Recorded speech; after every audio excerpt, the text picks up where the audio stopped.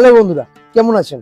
আপনি কি ভাবছেন আপনি একটি রেস্টুরেন্ট করবেন, বা আপনি কি ভাবছেন আপনি কোনো ম্যানুফ্যাকচারিং বিজনেসে যাবেন? আপনি ভাবছেন, কিন্তু তারপরেও আপনার পকেটে একটি রেস্টুরেন্ট খোলার মতো বা একটি ম্যানুফ্যাকচারিং বিজনেসে যাওয়ার মতো যথেষ্ট পুঁজি নেই। আপনার পকেটে পুঁজি কম, মাত্র 10, 20 বা 30 হাজার টাকাই আপনি বিনিয়োগ করতে পারেন, এবং আপনি যথেষ্ট চিন্তায় আছেন এখন যে কিভাবে আপনি একটি রেস্টুরেন্ট খুলতে পারবেন বা একটি ম্যানুফ্যাকচারিং বিজনেসে যেতে পারবেন। আর এই রকম পরিস্থিতি যদি হয় আপনার, আপনি যদি আমার মতো বাংলাভাষী হন এবং আপনি যদি এখন প্রতিমস ভয়েস দেখছেন, আজকের ভিডিওটি আপনার জন্য। তার কারণ আজকের ভিডিওতে আলোচনা করব কি করে মাত্র 10-20 হাজার টাকা পুঁজির মধ্যে থেকে আপনি নিজস্ব একটি ব্যবসা খুলতে পারেন। এই বেকারত্বের দুনিয়ায়, এই পরিস্থিতির মধ্যে দাঁড়িয়েও মাত্র 10, 20 থেকে 30 হাজার টাকা ম্যাক্সিমাম বললাম আমি, এই পুঁজি ইনভেস্টমেন্টেও আপনি খুলতে পারেন। এমন 5খানা ব্যবসা সম্পর্কে আজকে আমরা আলোচনা করব। আজকে আমাদের ভিডিওর প্রথম পয়েন্ট বা প্রথম বিজনেস আইডিয়া, সেটা হচ্ছে টি স্টল, চায়ের দোকান। আর চায়ের দোকানকে চায়ের দোকান ভেবে ছোট করবেন না। মনে রাখবেন, চায়ের দোকান এমন একটা ব্যবসা, এই ব্যবসার কাস্টমার যারা, তারা খুঁজে খুঁজে চায়ের দোকানে আসেন। তাকে আপনাকে গিয়ে ধরে নিয়ে আসতে হবে না। আপনি যদি একটা মাঠের মাঝখানেও চায়ের দোকান করেন, দেখবেন কাস্টমার ঠিক খুঁজে আপনার কাছে পৌঁছে গেছে। এমন একটা ব্যবসা চায়ের দোকানের ব্যবসা। সব থেকে বড় কথা, পশ্চিমবঙ্গ এবং বাংলাদেশের মতো জায়গায় যেখানে মানুষের পকেটে পয়সা নেই, কিন্তু কাটানোর মতো অফুরন্ত সময় আছে, কারণ বেকারত্বের অনেক পরিমাণ রয়েছে এখানে, সেই সব জায়গায় চায়ের দোকান নো ডাউট একটা ভালো ব্যবসা।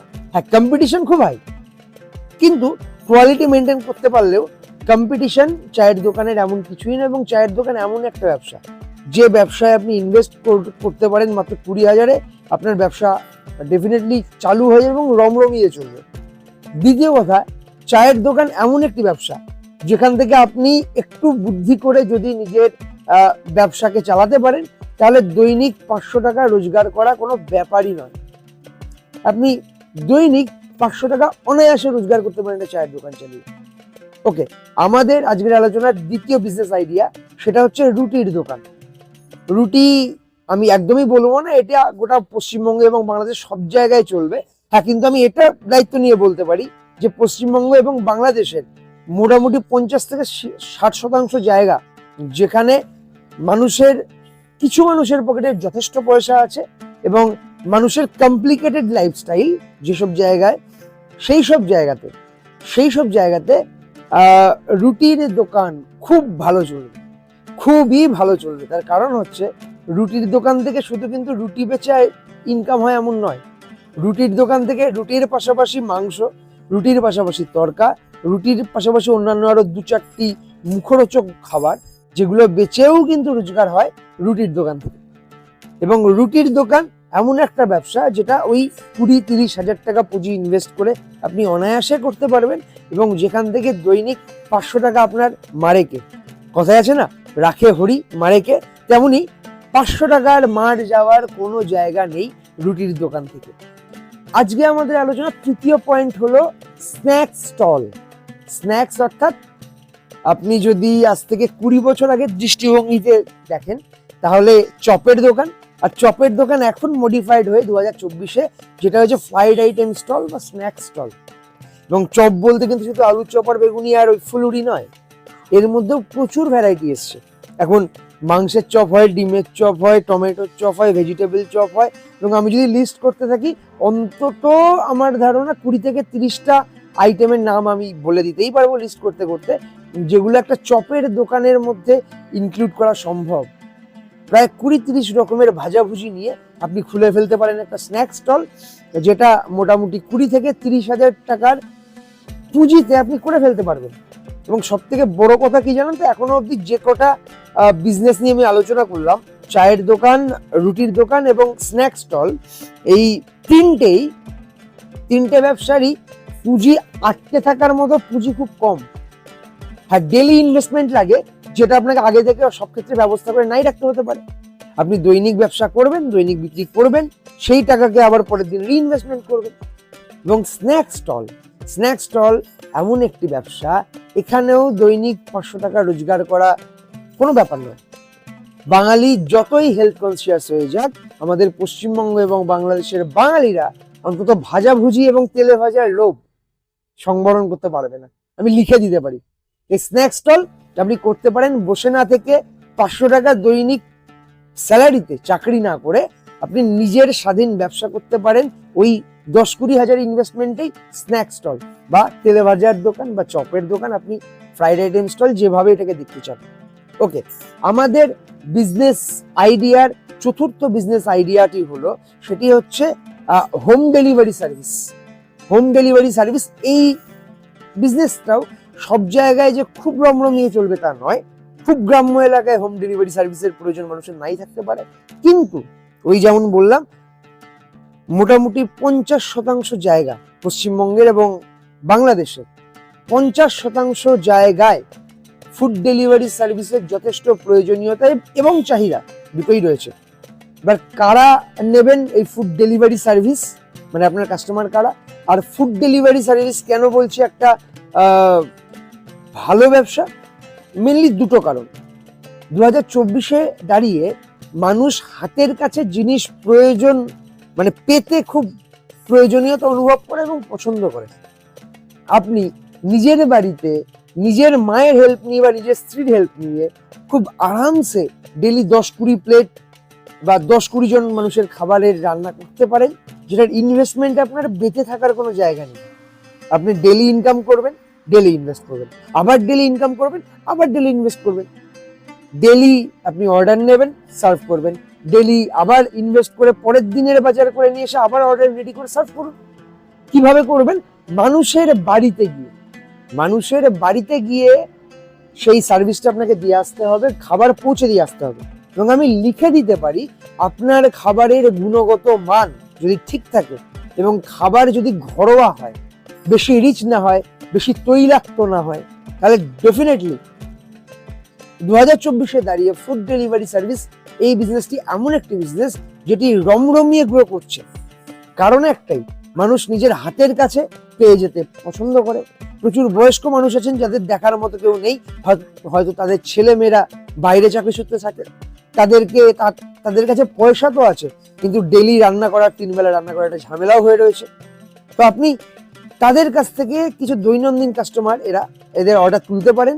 আপনি বিভিন্ন অফিস কাচারিতে দুপুরে গিয়ে, যেসব অফিসের স্টাফরা রয়েছেন তাদেরকেও খেতে হয়, হয়তো সকাল 7টায় তিনি বাড়ি থেকে বেরোন, দুপুর 2টোর সময় খাবেন, সে খাবারটা বাড়ি থেকে তৈরি করে আনতে পারেন না।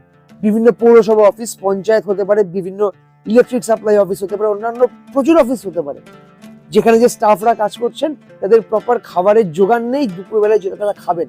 হয়তো আশেপাশে খাবারের কোনো হোটেল বা সেরকম কিছুও নেই, হয়তো আপনি গ্রামের মধ্যেই থাকেন, প্রত্যন্ত গ্রামে একটা ওই রকম রয়েছে, সরকারি দপ্তর রয়েছে বা কোনো বেসরকারি দপ্তর রয়েছে, সেখানে খাবারের জোগান নেই।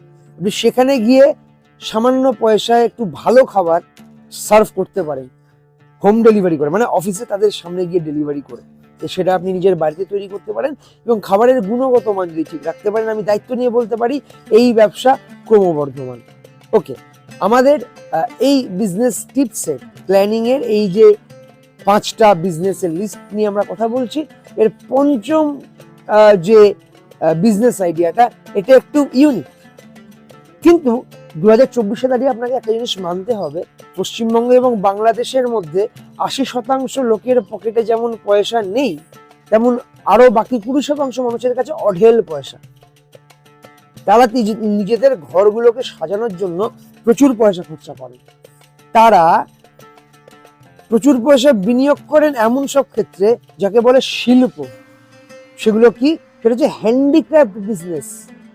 আপনি অ্যামাজনে যদি যান, ফ্লিপকার্টে যদি যান, আপনি দেখবেন প্রচুর হাতের কাজ যেটা করতে আপনার 50 টাকা হয়তো খরচা নয় তৈরি করতে, হ্যাঁ সময় দিতে হয়, প্রচুর সময় লাগে সেগুলো তৈরি করতে, এবং তাতে যিনি শিল্পী তার একটা পরিশ্রম রয়েছে, একটা সময়ের দাম রয়েছে, এবং সেই জিনিসগুলো বিক্রি হচ্ছে 700 টাকা, 800 টাকা, 500 টাকায়, কিন্তু শিল্পী সেই জিনিসটা বেচছেন 100-150 টাকার মধ্যে। তো এরকম প্রচুর জিনিস রয়েছে অ্যামাজন, ফ্লিপকার্টে। এবার শুধু অ্যামাজন, ফ্লিপকার্ট নয়, এগুলো বিভিন্ন জায়গায় ডোর টু ডোর গিয়েও সেল হয়। এগুলো বিভিন্ন ফেসবুক গ্রুপে, হোয়াটসঅ্যাপ গ্রুপেও সেল, এরকম প্রচুর গ্রুপ রয়েছে, ইনস্টাগ্রাম গ্রুপ রয়েছে, যেখানে আপনি এইগুলো তৈরি করে সেল করতে পারেন। এবং আপনার মধ্যে যদি একটু শিল্পসত্তা থাকে, তাহলে খুব সামান্য পুঁজিতে আপনি হ্যান্ডিক্রাফটের বিজনেস শুরু করতে পারেন। দ্বিতীয়ত, হ্যান্ডিক্রাফটের বিজনেস শুরু করার জন্য নিজের মধ্যে শিল্পসত্তা থাকার দরকার নেই। আপনি একজন শিল্পীর কাছ থেকে প্রোডাক্ট কিনে নিয়ে আসতে পারেন এবং সেগুলিকে কাস্টমারদেরকে সেল করতে পারেন, মাঝে আপনি একটি লভ্যাংশ রেখে। এবং সেটা কিভাবে করতে পারেন, এই যে 5টা বিজনেস আইডিয়া নিয়ে আমরা আলোচনা করলাম, যেগুলো দৈনিক 10 থেকে 20 হাজারের মধ্যে শুরু করা সম্ভব, এই প্রত্যেকটা কন্টেন্ট টপিক নিয়ে আমি সেপারেটলি ভিডিও বানাবো, যেগুলো ব্যাক টু ব্যাক আমার এই চ্যানেল প্রতিদিন ভয়েসে আসতে থাকবে।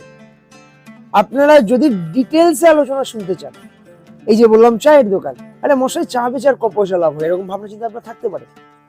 কিন্তু দাদা আমি আপনাকে বলছি, চা বেচে যে লাভ থাকে, ভালো ভালো বড় বড় বিজনেসে অত শতাংশ লাভ থাকে না, অত পার্সেন্ট। আপনি জানেন চা বেচে 50% লাভ থাকে, অ্যাটলিস্ট 50% লাভ থাকে চা বেচে। এবং এর পাশাপাশি আরো বেশ কিছু জিনিসপত্র রয়েছে যেগুলো একটা চায়ের দোকান থেকে বিক্রি হয়। এই পুরো ডিটেলস আলোচনা, এই যে হ্যান্ডিক্রাফট বিজনেস আপনি করতে পারেন যদি আপনার মধ্যে শিল্পসত্তা থাকে। তাহলে কি আপনার মধ্যে শিল্পী সত্তা না থাকলে আপনি করবেন না? আপনি তাও করতে পারেন। কিভাবে করবেন এইটা নিয়ে, এই যে ফায়ার আইটেম স্টল, এটা নিয়ে আপনি কিভাবে বিজনেস করতে পারেন, এটা নিয়ে এই প্রত্যেকটা আইডিয়া, 5টা আইডিয়া নিয়ে ডিটেলসে আলোচনা আনবো এরপরে। তো আজকের ভিডিও ভালো লাগলে এবং পরবর্তীতে এইসব আরো ভালো ভালো কন্টেন্ট ডিটেলস আলোচনা শুনতে চাইলে অবশ্যই সাবস্ক্রাইব করে আমাদের পাশে থেকে যান। আজকের ভিডিও ভালো লাগলে, যেমন আমি বলি, লাইক করবেন, কাছের বন্ধু বান্ধবদের সঙ্গে শেয়ার করবেন এবং ভালো থাকবেন, সুস্থ থাকবেন আমাদের আগামী ভিডিও আসা অবধি। ধন্যবাদ।